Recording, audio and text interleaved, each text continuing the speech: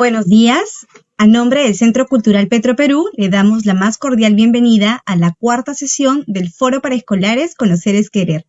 Esta vez con la participación de la mujer en la ciencia. Hablaremos sobre alimentos genéticamente modificados, un debate ético a través de la vida de Hortense Dodo y Raquel Cham.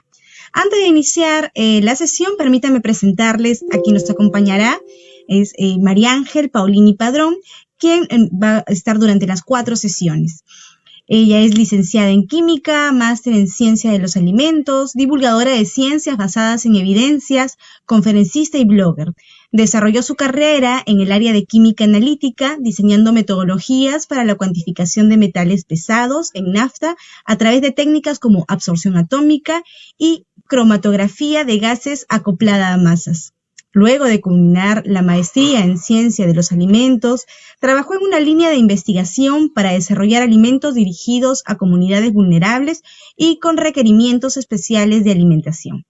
Posteriormente se dedicó al área de comercialización de equipos para cromatografía líquida de alta resolución en espectrometría de masas. Actualmente se dedica a la divulgación de contenidos científicos y su aporte a la sociedad como impulso para que las nuevas generaciones tengan modelos a seguir en el área de STEM. Bien, adelante, María Ángel. Buenos días. Muy buenos días, gracias, Senia. Un placer recibirles nuevamente en este espacio Conocer es Querer. Yo estoy honrada de participar una vez más y estar acompañada de tanta gente maravillosa, de tantos chicos y chicas que sienten en la ciencia una inspiración e incluso una potencial carrera para su futuro. Yo sé que algunos pueden pensar que es muy pronto para decidir qué quieren hacer, pero en la conversación de hoy creo que nos vamos a aproximar a una de esas áreas de las ciencias aplicadas que están, si se quiere, en boca de todos y de todas, y que muy seguramente va a levantar la curiosidad de todas las personas que nos acompañan en el día de hoy. Entonces, me voy a permitir compartir mi pantalla en este momento. Y ahora sí, estamos compartiendo este espacio. Voy a abrir mi chat. Recordarles que si hay preguntas, dudas, inquietudes a los temas que voy a estar abordando el día de hoy, pueden formularlo a través del chat. Quienes nos acompañan a través del espacio en Facebook, también vamos a estar atentos a sus intervenciones. Así que con mucho gusto vamos a estar aquí con toda la disposición para aclarar sus dudas y sus curiosidades con respecto al tema de hoy, que sin mayor preámbulo se versa en los alimentos genéticamente modificados. Y vamos a hablar a través de la vida de dos científicas maravillosas que hoy en día están, si se quiere, dando de qué hablar por sus trabajos, por sus aportes a la ciencia. Son dos científicas con impacto social que iniciaron sus trabajos partiendo de expectativas y de necesidades muy puntuales de nuestra sociedad, sobre todo en estos tiempos en los que se hace cada vez más necesario hacer un vínculo entre la ciencia y las personas. Entonces vamos a comenzar hablando de qué saben ustedes acerca de los alimentos genéticamente modificados. Entonces les leo a través del chat y a las personas que están en el Facebook también me encantaría leerles. ¿Qué saben ustedes acerca de los alimentos genéticamente modificados? ¿Qué han escuchado? ¿Qué les han dicho? ¿Se han conversado de esto en el colegio? ¿De qué se tratan estos alimentos y qué tienen de diferentes o por qué son importantes en la alimentación contemporánea? Vamos a ver qué nos comentan.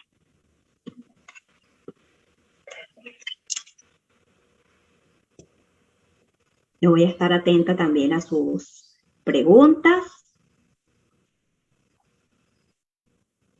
Buenos días a todas las personas que se van conectando. Un gusto recibirles aquí en este espacio. María Ángel, mencionarles por favor a todos que pueden hacer todas sus preguntas a través del chat, que María Ángel los va a ir leyendo, y a todas las personas que nos estén acompañando a través del Facebook Live, yo voy a estar leyéndole las preguntas a María Ángel, así que no hay ningún problema, esperamos que puedan disfrutar de esta sesión. Gracias, Zenia, así es. Así que quienes quieran compartir qué saben, qué han escuchado o incluso qué curiosidad les genera esto de los alimentos genéticamente modificados. ¿Desde cuándo fue la primera vez que ustedes escucharon hablar de los alimentos genéticamente modificados? Quizás en qué contexto, qué les dijeron, qué les hablaron, qué les comentaron, quizás cuáles son sus dudas, incluso partiendo de ese dilema ético, porque sé que cuando hablamos de modificación genética, para algunas personas puede ser un tema difícil de manejar, complejo, con mucho secreto, porque pareciera que la ingeniería genética está muy lejos. Sin embargo, la ingeniería genética es una de las ciencias aplicadas con más aplicaciones en este momento. Así que, ya por aquí comienzan a escribirnos en el chat. Por aquí, Rosa, nos comentas justamente que han sido modificados para las resistencias de plagas. Excelente. Por aquí Rebeca nos comparte que se modifican mayormente con el propósito de evitar ser generadores de alergias y en los peores casos que causen la muerte. Por aquí gente que se ha dateado, que han investigado. Me encanta que puedan revisar antes de llegar, haciendo la tarea antes de llegar a la sesión. Qué bueno, el aula invertida haciendo la magia de estos espacios. Susana nos comparte que son alimentos alterados con sustancias que los repotencian. Muy bien. Y Leonila nos dice que son modificados a partir de la ingeniería genética. Entonces, como ven, hay mucha información alrededor de los alimentos genéticamente modificados. Me encanta que hayan podido revisar, incluso explorar ese lado, yo diría que más bien hasta positivo de los alimentos genéticamente modificados.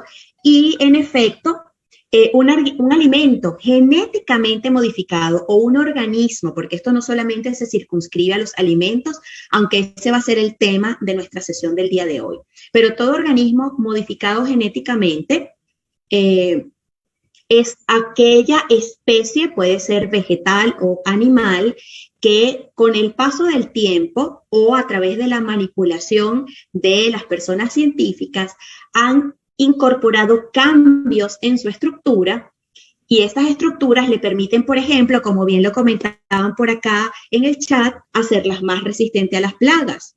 Pero incluso nosotros como especie llevamos siglos modificando genéticamente a nuestros alimentos. Y coloco al maíz aquí como ejemplo porque nosotros sin querer y hasta queriendo hemos invertido muchos años en hacer modificaciones para que ese maíz, si se quiere, primitivo, llamado el teotincle, que fue lo que le dio el origen al maíz que conocemos el día de hoy, ha sido elegido, ha sido modificado. ¿Y cómo hicieron esta modificación? Evidentemente, hace un par de siglos no existía tanta ingeniería genética como la hay hoy.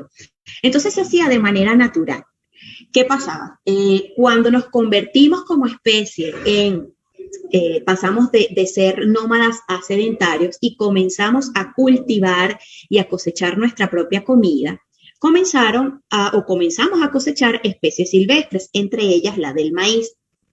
Se conoce desde hace muchos siglos esta versión del teocintle, que es ese maíz salvaje con muy poquitos granitos, o ese choclo con muy poquitos granitos, muy poco aprovechable, muy poco rendidor para hacer todos los alimentos que en ese momento se hacían a partir del maíz. Entonces, ¿qué fuimos haciendo? Fuimos escogiendo aquellas plantitas que daban esta versión con un poco más de granitos de choclo en esa versión de mazorca muy primitiva. Y con el paso de los años, y aquí estamos hablando de más de 10.000 años, nosotros llegamos a esta versión de mazorca que conocemos hoy, con todas esas variedades hermosas, ese choclo grande, gustoso, que nos encanta comer en nuestra cotidianidad, y esas versiones, por ejemplo, como la versión morada que utilizamos en la chicha. Todas esas versiones vienen a partir de modificaciones genéticas hechas de una manera muy artesanal, partiendo desde nuestros ancestros, y ese teostinte se convirtió en esa mazorca jugosa, dulce, dorada que nosotros podemos encontrar en el mercado. Entonces, por muchos años nosotros hemos estado haciendo organismos y especies y alimentos genéticamente modificados. Entonces, fíjense cómo eso que hoy definimos como ingeniería genética tuvo un antepasado muy natural, muy de la cotidianidad, muy de mirar cuál es la planta que rinde más y empezar a sembrar esas semillas frente a aquella que no daba tantos granitos. Con el paso del tiempo y con mucho estudio y con mucha formación, esta ciencia tan, si se quiere, tan intuitiva, se fue convirtiendo en una ciencia más formal, más explorada, más educada, y hoy en día lo que se hace ya no se hace de una manera tan intuitiva, sino se hace de una manera más organizada. Y efectivamente tenemos ahora versiones de maíz que, por ejemplo, son resistentes a plagas, que son resistentes a cambio climático, y eso lo vamos a ver al final con el trabajo de Raquel Chan, y cómo se han generado variedades de maíz que resisten a estas largas y penosas sequías que el propio cambio climático nos ha ido introduciendo. Entonces, como ven, estos temas de la ingeniería genética los hicimos de manera intuitiva desde hace mucho, mucho tiempo, así que no es nada de alimentos o de organismos tipo Frankenstein que mezclamos una cosa con la otra. Efectivamente, hoy día se pueden hacer ajustes, cambios más pensados, más evaluados, con un propósito y con una intención. De hecho, todo el trabajo que se ha hecho alrededor del maíz, de la soja y del trigo ha estado dirigido a mejorar su productividad, porque sabemos que son ingredientes básicos en nuestros planes de alimentación. Y por tanto, sabemos que en la medida en la que haya mayor rendimiento y en la que podamos minimizar el impacto del cambio climático, entonces podemos aprovechar mejor los nutrientes que tienen para la producción de alimentos. Lamentablemente, la desigualdad en cuanto a la distribución de los alimentos quizás es uno de los avatares, uno de los problemas o los grandes desafíos de la industria alimentaria de hoy en día. Pero un paso importante que hemos dado es saber que nosotros podemos mejorar nuestras cosechas y mejorar nuestros cultivos a partir de la ingeniería genética. Muy bien. Entonces, hay otro término que suele utilizarse incluso en juxtaposición con los organismos o los alimentos genéticamente modificados, que son los transgénicos, ¿sí? Los transgénicos, que son esos alimentos que han sido modificados genéticamente, pero que tienen la particularidad de habérseles incorporado un pedacito del código genético de una especie diferente, ¿sí? Entonces, lo que hacemos aquí nuevamente es una modificación genética, pero nos traemos un pedacito de la información, por ejemplo, del ADN de una especie y se lo colocamos a toda la cadena de ADN de la especie que queremos mejorar. Con eso, una de las cosas que se ha logrado es, por ejemplo, disminuir el uso de algunos pesticidas, porque se les introduce por ejemplo, a las especies vegetales, partecitas del ADN de algunos microorganismos que tienen resistencia a ciertas bacterias y bichos o insectos. Entonces, con eso hacemos que los bichitos que suelen comerse no solo la maleza, sino también el fruto o las flores, que es lo que nosotros terminamos consumiendo, se minimizan. Aquí, por supuesto, hay todo un debate ético. Seguramente ustedes han escuchado hablar de Monsanto. Monsanto, esta filial de Bayer que ha desarrollado estas semillas que se les llaman semillas Terminator, porque son semillas que no se pueden reproducir salvo que tengas la semilla matriz. Es decir, si yo quiero obtener a partir de las semillitas de esa manzana o de un tomate y volver a cosechar, esa semilla no es fértil, sino que tengo que volver a comprar esa semilla matriz. Esto es lo que genera quizás uno de los temas más contradictorios, más conflictivos y de mayor debate de la industria de los alimentos genéticamente modificados, porque circunscribe a un pequeño monopolio el poder de estas semillas.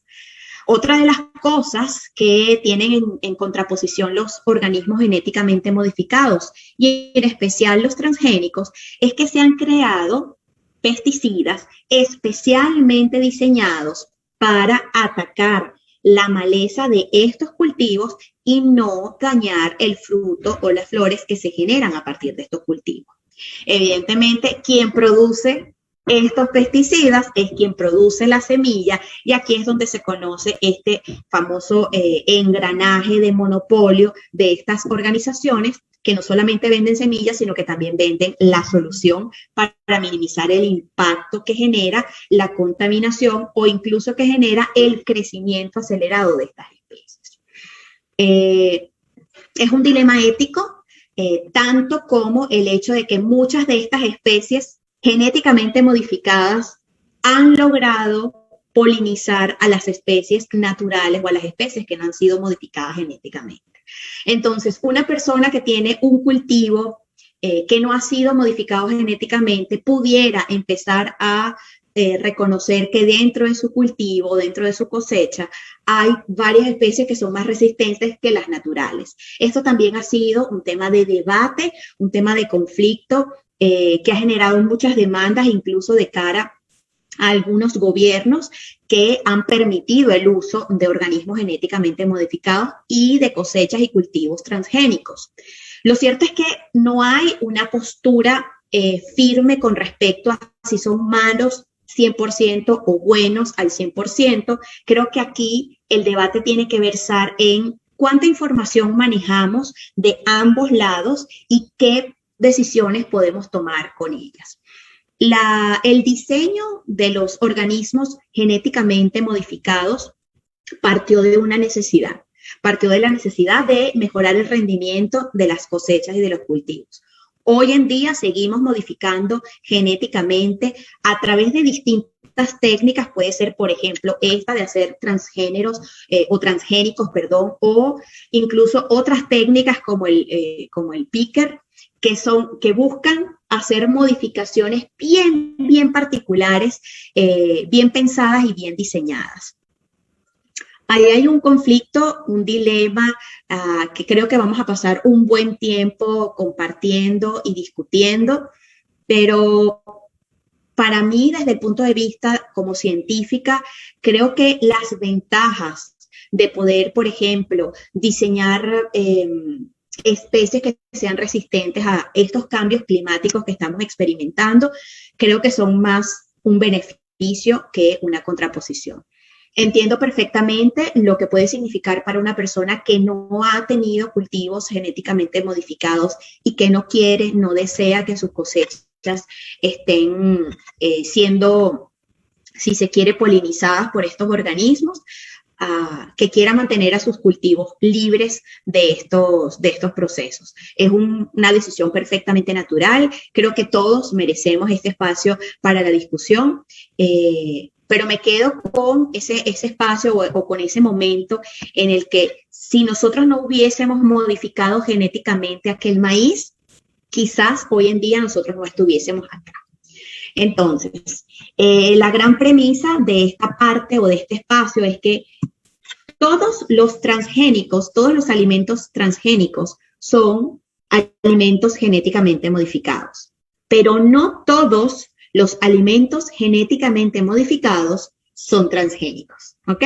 Esto sé que parece un trabalengua, me gustaría chequear que para ustedes sea claro, si esto se entiende. ¿Cuál es la diferencia entre un alimento o un organismo genéticamente modificado y de un alimento transgénico? Vamos a ver qué nos dicen por acá en el chat y las personas que están a través de Facebook, qué nos comentan y cuál es su opinión acerca de los alimentos genéticamente modificados. Recording in progress. Si hay preguntas o si hay algún comentario a través del chat, lo podemos leer por acá. María Ángel, tenemos agradecimientos a través del Facebook, del chat del Facebook. Tenemos acá a Fernanda Nizama del colegio de segundo A de secundaria. ¿no? De la institución educativa Víctor Maldonado Vegaso. Hay varios alumnos, Carmen Ramos, están agradeciendo la invitación. Con respecto a la pregunta, todavía no tenemos algún comentario. Esperemos unos minutos. Hecho. Entonces, reiterando sobre esta conversación, ¿qué significa para ustedes y quizás cuál es el acercamiento que pudieran tener con respecto a los organismos genéticamente modificados e incluso a los alimentos transgénicos? ¿Sí? Que sé que quizás ese nombre puede parecer así como difícil de digerir, complejo, incluso plagado de muchos juicios. Y yo creo que lo interesante de este espacio de conversación es que ustedes puedan aquí aclarar sus dudas. Creo que cuando conversemos sobre el trabajo de Hortense Dodó y de Raquel Chan, muy seguramente ustedes van a tener una opinión quizás diferente con respecto a los organismos genéticamente modificados. Entonces, si se entiende bien cuál es la distinción entre unos y otros, recordando que todos los transgénicos son genéticamente modificados, pero que no todos los genéticamente modificados son transgénicos, entonces vamos a compartir un poco del trabajo de nuestras científicas de hoy. Y a ver, ¿a quién le gusta el maní? ¿Y quién conoce la alergia al maní?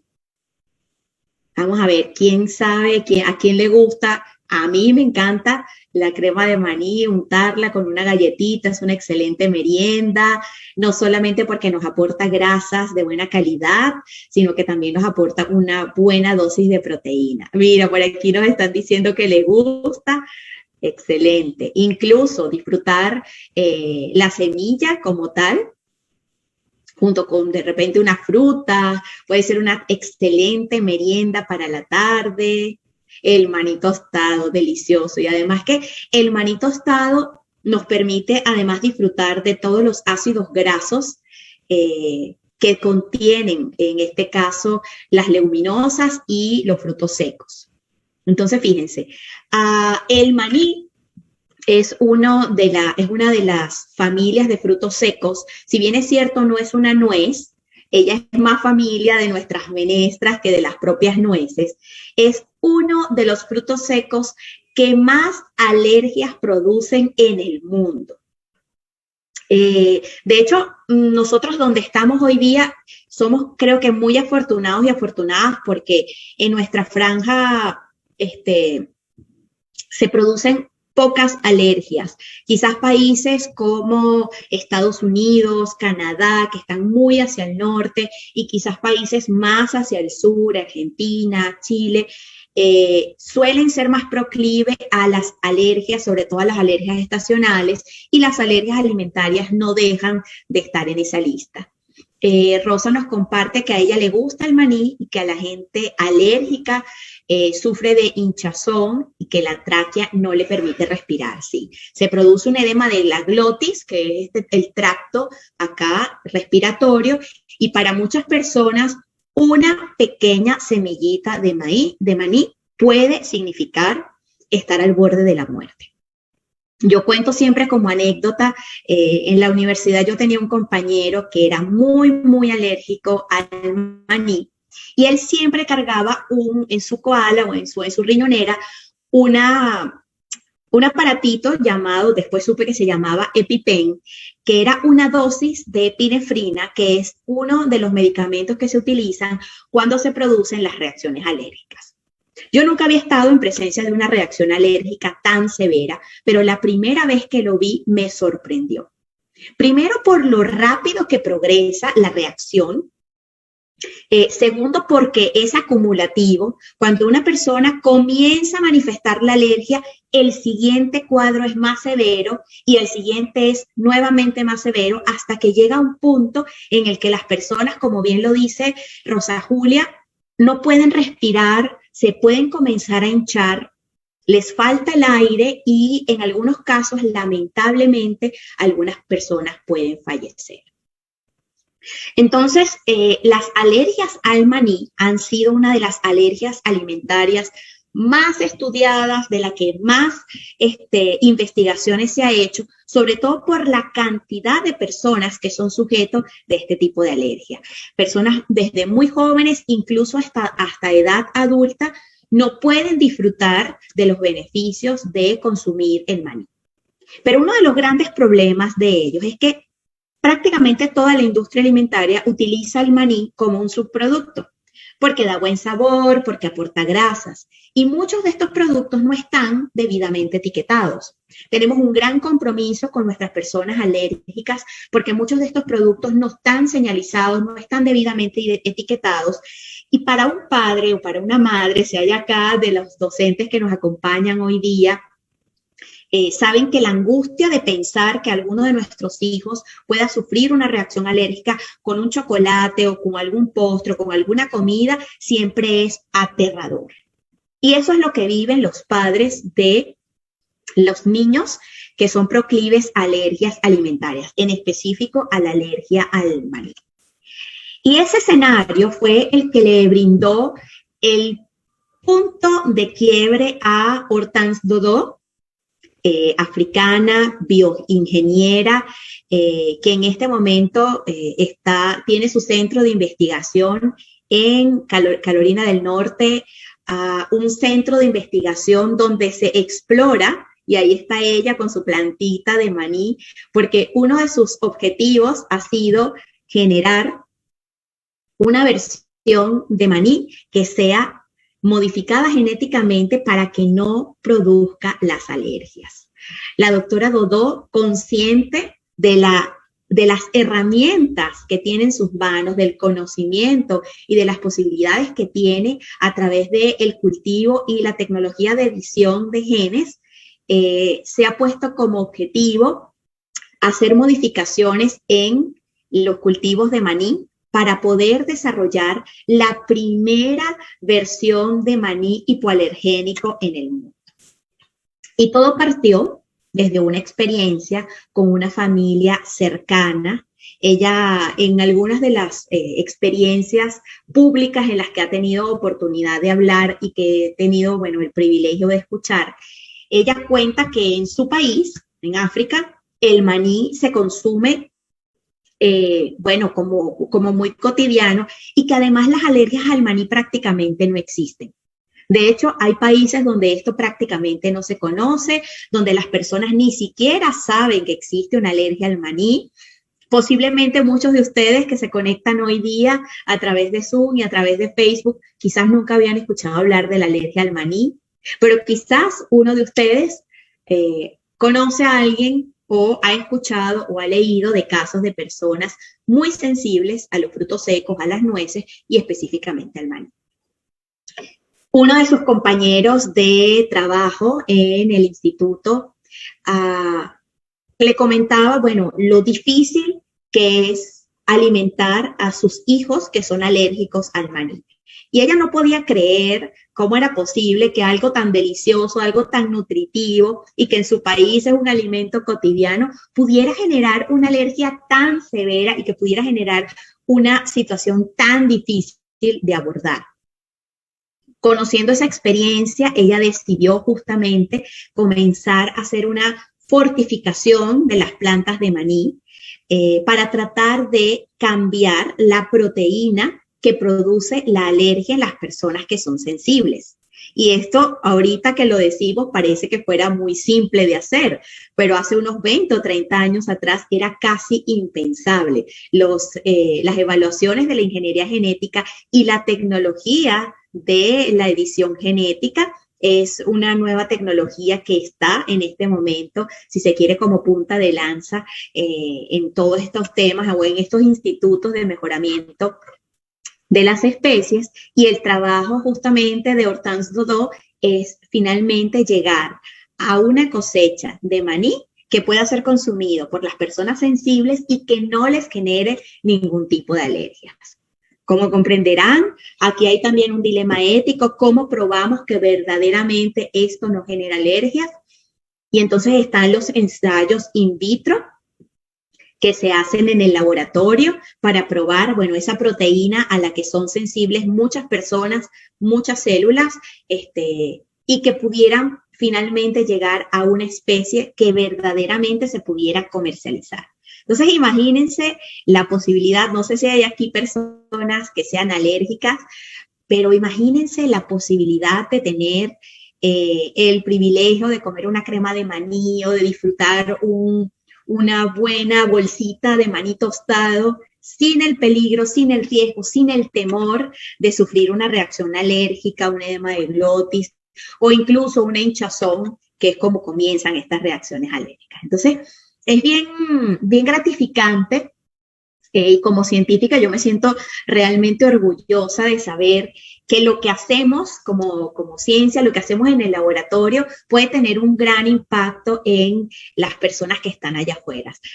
Senia les comentó que yo por mucho tiempo trabajé desarrollando productos para alimentar a personas vulnerables. Yo siento que esto fue como aquellos inicios de lo que podíamos hacer para mejorar la alimentación de esas personas y por supuesto el trabajo que se hace en ingeniería genética es increíble. De hecho, parte de lo que conversamos en las modificaciones del ARN mensajero cuando hablamos de la vacuna contra la COVID es parte de lo que se hace también con esta ingeniería genética y creo que es sin lugar a dudas el futuro de la alimentación, el que podamos tener alimentos que sean más seguros, que puedan, por ejemplo, tener más antioxidantes, más vitaminas, que al cocinarlos esas vitaminas aún se mantengan, porque uno de los grandes dilemas de la alimentación es que nuestro sistema gastrointestinal necesita la cocción de muchos de los productos que comemos cada día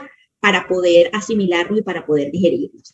Hace un rato por allí Rebeca nos decía que el maní tostado, de hecho, es la versión para comer el maní, porque así nosotros podemos disfrutar de todos los ácidos grasos. Si nosotros queremos consumir proteínas de origen animal, como la carne, pues lo ideal sería cocinarla, porque comerla cruda no solo nos expone a bacterias para las que nosotros no estamos preparados, sino que también nos hace o nos genera cierto disconfort porque nuestro sistema gastrointestinal tiene que trabajar aún más. Entonces, imagínense la posibilidad, y esto está, mi gente querida, a la puerta de la esquina con la tecnología de edición. Siempre llevado de la mano de un componente ético, de un componente respetuoso por las especies. Sé que para algunas personas, por ejemplo, algunos insectos no resistan a estas especies o que no puedan alimentarse de estas plantitas puede significar quizás hasta su extinción. Eso es un dilema que se sigue evaluando, que se sigue explorando. Pero de hecho me quedo más con la versión del vaso más lleno que vacío. Lo que podemos lograr, si se hace bien, si se hace con conciencia, si se hace con respeto por el resto de las especies y por el resto de las personas, creo que puede ser bastante productivo. Entonces, en palabras de Hortense Dodot, el trabajo de las personas científicas no es tanto ganar dinero, sino identificar un problema en la sociedad y encontrar una solución para ese problema. Y esto ha sido lo que ha dirigido el trabajo de Hortense y de todo su equipo, de una gran empresa que ahora es líder en la modificación de especies con propósitos sociales, con propósitos ambientales, ¿sí? Si hay dudas o preguntas, recuerden que tenemos disponible el chat a través de Facebook y también el chat a través de la plataforma Zoom para quienes están con nosotros acá en la sala. Alguna pregunta o duda o inquietud que tengan acerca del trabajo de Hortense Dodot, bienvenidas sean en este momento. No sé si quieran saber un poco más acerca del trabajo de Hortense. Yo la admiro muchísimo, me parece que es una dama increíble, además con un corazón, bueno, enorme y con una sensibilidad social maravillosa. Escucharla hablar te llena de regocijo porque con todos los títulos y con todo el conocimiento que maneja, para ella lo primordial es el beneficio de las personas que se van a ver, si se quiere, premiadas o beneficiadas con estas modificaciones genéticas que se hacen a través de su empresa Ingelheim, ¿sí? Pues bien, vamos ahora a compartir algo de la historia, de la vida, de otra científica más cercana a nuestra latitud, que es Raquel Chan. Y aquí hago la pregunta, ¿ustedes se imaginan una planta que resista la sequía? Ya en otra edición de Conocer es Querer hemos hablado del cambio climático, de las implicaciones que esto conlleva. Quizás de las cosas que no hemos hablado y que tiene pertenencia con el trabajo de Hortense Dodot es que muchas de estas plantas sobre las que ella trabaja han sido muy golpeadas por las grandes sequías o incluso los grandes aluviones que se han ido produciendo a lo largo de los últimos años. Creo que todos y todas aquí estamos conscientes que la temperatura ha cambiado, que el clima ha cambiado, tenemos inviernos más duros, veranos mucho más calurosos. Ahora que estamos en las postrimerías de nuestro verano, bueno, vamos a ver cómo nos va porque sabemos que el clima ha sufrido unos embates importantísimos y ya nosotros estamos en capacidad de sentirlo. El hecho de que la temperatura global, la temperatura promedio, se esté por incrementarse en 1 grado Celsius, implica que el nivel del mar pueda incrementarse porque muchos de los glaciares se están descongelando y eso tiene unas implicaciones para nosotros como individuos, como parte de vida acá en el planeta Tierra, que hay que tomar en cuenta. Y uno de los problemas que incluso lo podemos mirar en las noticias son estos grandes periodos de sequía. Y estos grandes periodos de sequía han generado como consecuencia la pérdida de millones de toneladas de alimentos que pudieron estar disponibles para nosotras y para nosotros en ciertos y determinados momentos y que lamentablemente por los embates del clima hoy en día no están disponibles. Pérdidas multimillonarias de personas que confiaron en que sus cosechas iban a llegar a buen término, pero que no fueron irrigadas de la manera adecuada, en especial para quienes esperan la caída de las lluvias o el llenado de los lagos que les permiten regar a sus plantitas. Y todo esto ha traído como consecuencia que muchas de estos cosechas, de estos cultivos, se hayan perdido. Y aquí es donde entra el trabajo de la doctora Raquel Chan. Raquel Chan es israelí de nacimiento, estudió en Israel, en la Universidad de Israel, pero luego se mudó con su familia a la Argentina, donde terminó haciendo su maestría y su doctorado, y ahora dirige el Instituto de Agrobiotecnología, un centro donde se hace investigación sobre biología molecular vegetal. Y entonces miren, esta foto me encanta porque está ese girasol que no es casual, porque una de las cosas más bonitas del trabajo de la doctora Chan es tomar ciertas ventajas genéticas que tiene el girasol, que es una variedad con esa flor hermosa, resplandeciente, y llevarlas a cultivos de cereales como el maíz, el trigo y la soja, que no es un cereal, en este caso es una leguminosa, pero que son, creo que de los 3 principales alimentos de prácticamente todo el globo terráqueo o a partir de los cuales se producen una gran cantidad de alimentos y les ha incorporado esa capacidad que tiene el girasol de sobreponerse cuando hay ausencia de agua para alimentarse. El girasol tiene un ciclo maravilloso, de hecho ella se llama girasol porque ella constantemente está buscando la luz del sol y gira para alimentarse de él, pero además tiene una gran resistencia a las sequías. Y ese poder, esa gran resistencia a la sequía, ha sido el trabajo de la doctora Chan junto con un equipo de expertos y de expertas científicas que se han dedicado a evaluar cómo las plantas se adaptan a ciertas y determinadas condiciones climatológicas.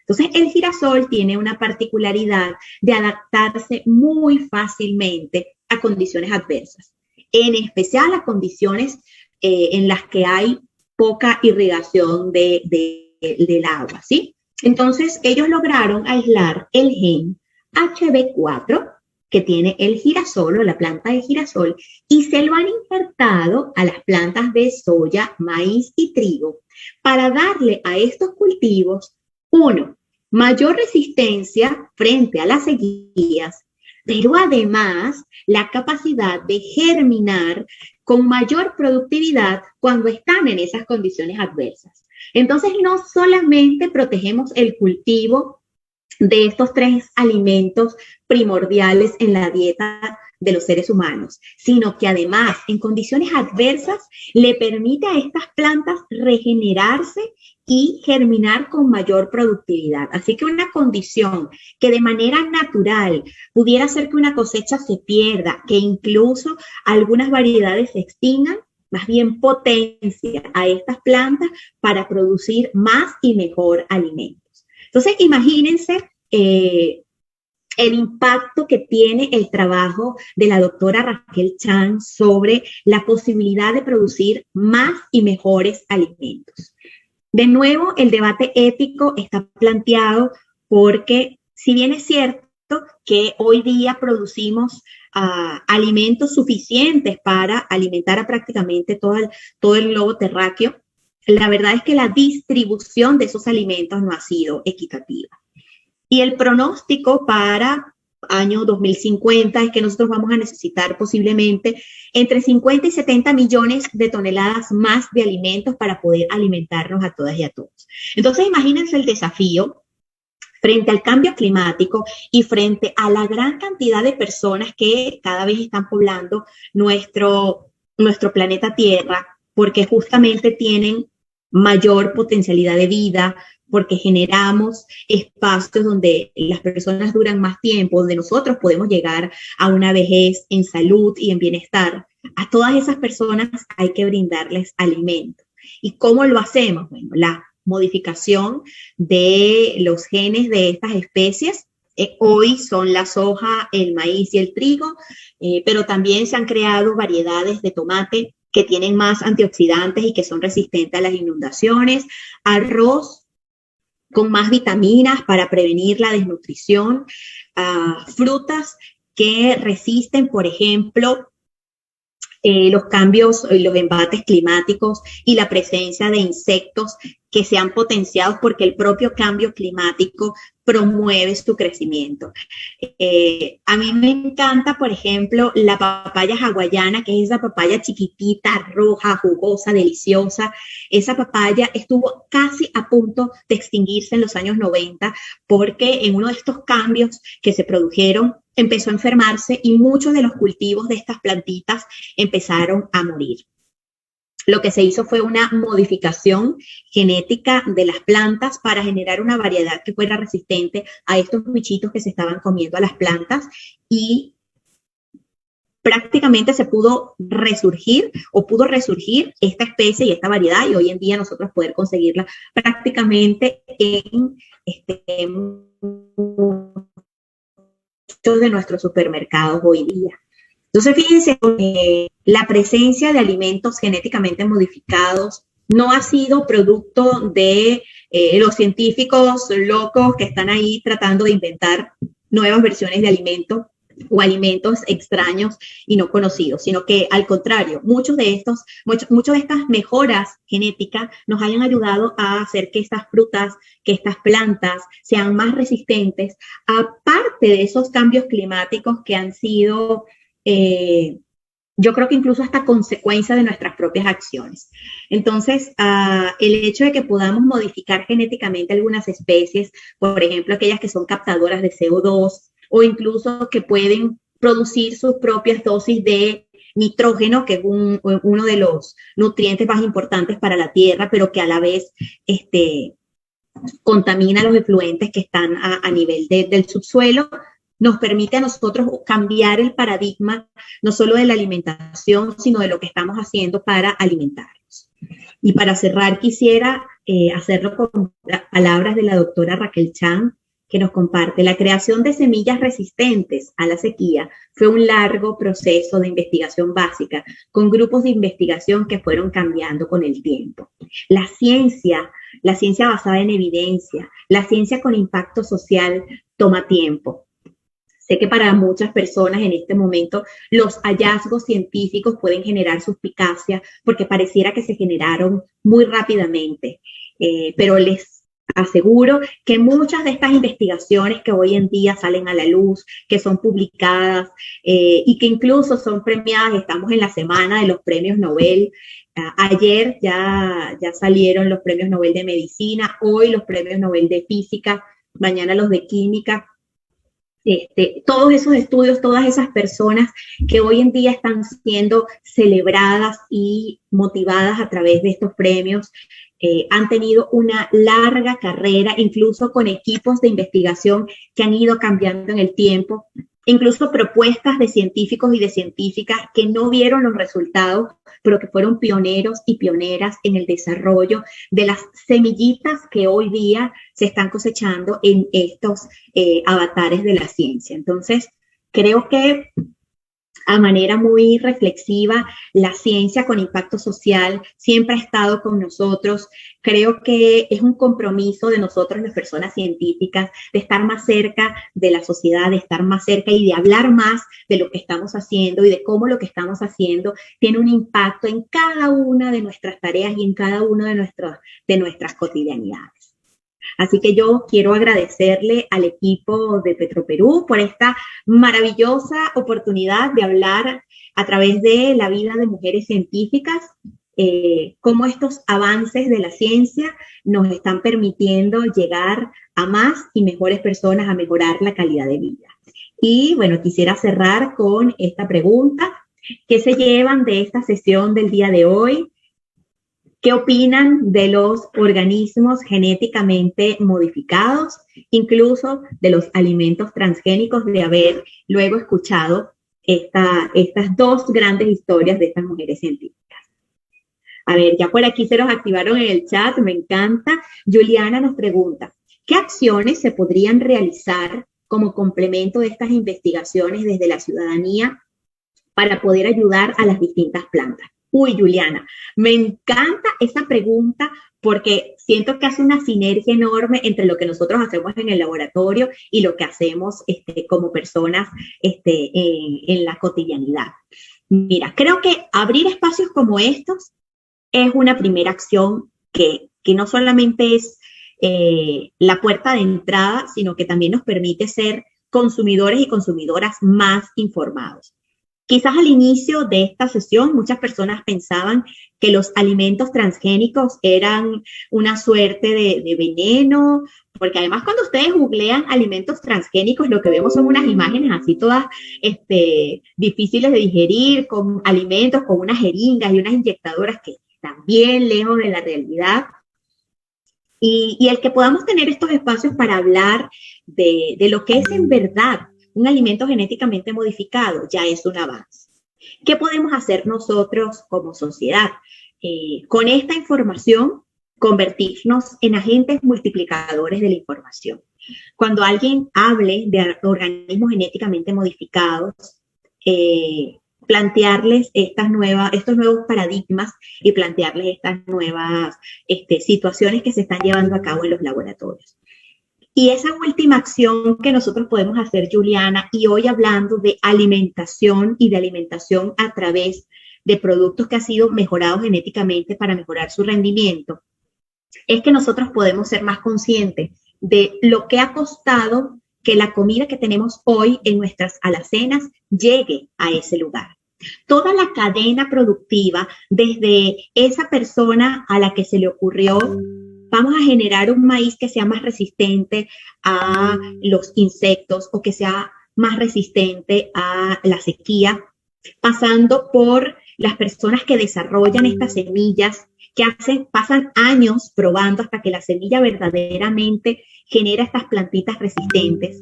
Luego aquellas personas que cultivan y cosechan ese maíz o esa soja o ese trigo o esas frutas, y luego quienes la colocan en ese supermercado, hasta que nosotros tomamos la decisión de comprarlos y llevarlos a nuestras casas.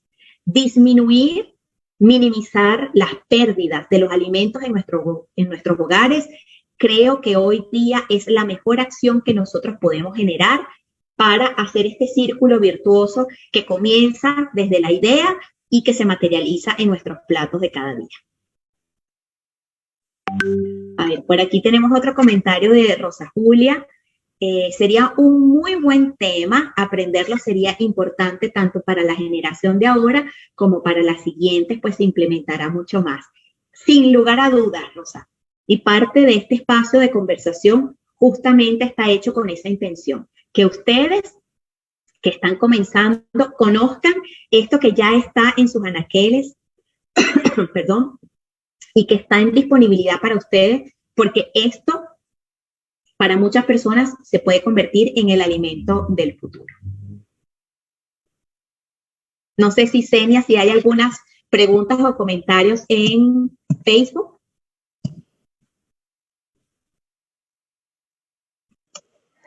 María Ángel, tenemos solo agradecimientos de parte de algunas instituciones educativas, algunos jóvenes de las instituciones educativas que nos están siguiendo, pero con referencia ahorita a lo que estás mencionando no tenemos una consulta. Genial.